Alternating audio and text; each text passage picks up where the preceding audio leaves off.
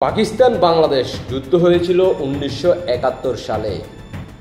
আর সেই যুদ্ধে পাকিস্তানি যে আমাদের বাংলাদেশের ভূখণ্ডের ভিতরে যে হামলাগুলো চালাইছিল, বোমা নিক্ষেপ করছিল, মোটর শেল নিক্ষেপ করছিল, সেগুলো কিন্তু এখনও বাংলাদেশের ভূখণ্ডের ভিতরে পাওয়া যাচ্ছে। ইতিমধ্যে আপনারা স্ক্রিনে একটা ছবি দেখতে আছেন, সেটা ইতিমধ্যে আপনারা বিভিন্ন নিউজ চ্যানেলে অলরেডি আপনারা পেয়ে গেছেন যে বৃহস্পতিবার দিবাগত রাতে 12টার দিকে রাজধানীর উত্তরায় ফুলবাড়িয়া বাজারে এলাকায় বেকু দিয়ে মাটি কাটার সময় মোটর শেলটি দেখতে পায়। পরে দ্রুত ঘটনাস্থলে পৌঁছে মোটর শেলটি হেফাজতে নেয়। শেলটি 1971 সালে স্বাধীনতা যুদ্ধের সময়। কি বুঝলেন? আজকে বাংলাদেশ 54 বছর স্বাধীন হওয়ার পরবর্তীতে এখনো পাকিস্তানের সেই বর্বর হামলা এখনো স্মৃতি আমরা পাচ্ছি। অন্যদিকে আমাদের জুলাইয়ের সেই রাজাকার নতুন প্রজন্মের 24-এর আন্দোলনকারী শিক্ষার্থীরা যারা নিজেকে শিক্ষার্থী ভাবে, আজও কি তারা শিক্ষা সমাজের কাতারে পড়ে কিনা সেটা আপনারা নিজেরা বিবেচনা করবেন।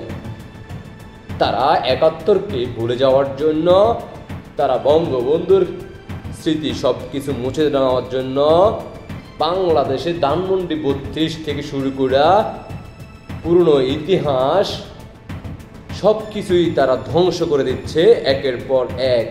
মুক্তিযোদ্ধাদের গলায় জুতা পরানো, শিক্ষকদের গলায় জুতা পরানো। বাংলাদেশে 5 আগস্টের পর থেকে প্রতিদিন 8 থেকে 10 জন নারী ধর্ষিত হচ্ছে। বাংলাদেশের সম্পদ সবগুলো ভাঙচুর, আগুন সব কিছু তারা চালিয়ে যাচ্ছে। আর তারা এই বাংলার মাটিতে 54 বছর পরে পাকিস্তান জিন্দাবাদ বলে তারা স্লোগান দিচ্ছে। বাংলার মাটিতে 5 আগস্টের পরে আপনারা জানেন ঢাকা বিশ্ববিদ্যালয়ে বাংলাদেশের পতাকা নিচে রেখে তারা ফুটবল খেলে।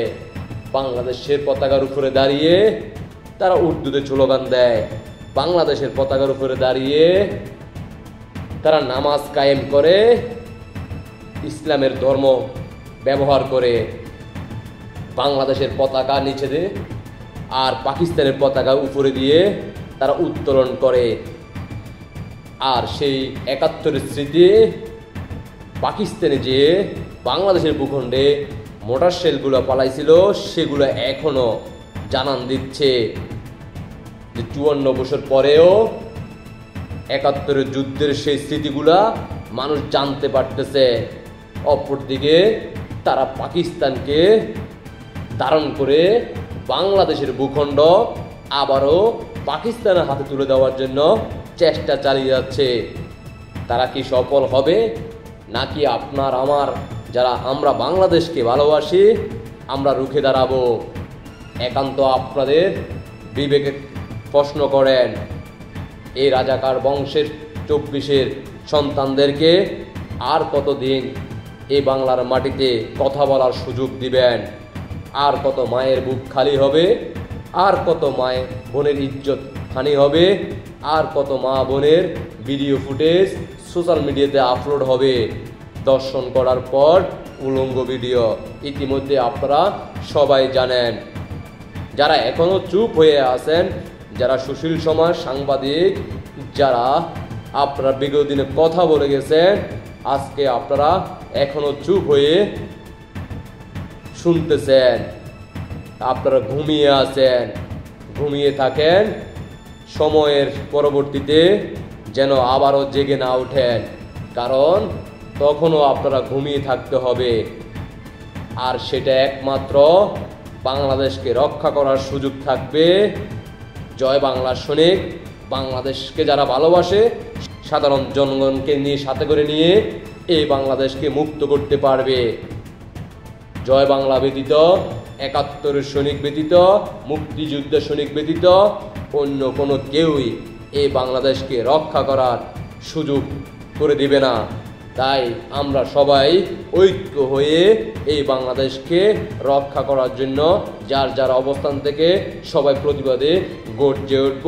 ঢাকামুখী হওয়ার জন্য সবাই যার যার অবস্থান থেকে প্রস্তুতি গ্রহণ করে রাখেন। শেখ হাসিনার ডাকে সবাই অপেক্ষা থাকেন।